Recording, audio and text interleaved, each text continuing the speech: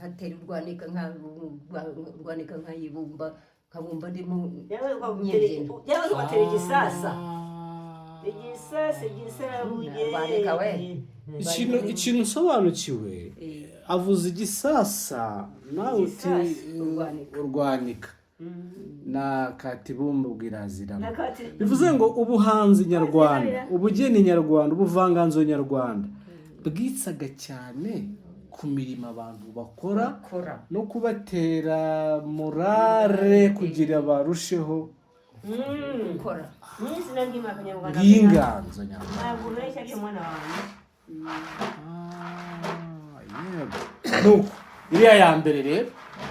kugira twumve umurindi wayo wa mugani no gutuma umuntu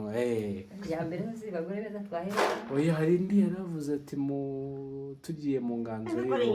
ni nyinshi irya waruvuze tugiye mu nganzo igisasa ubwo igisasa niho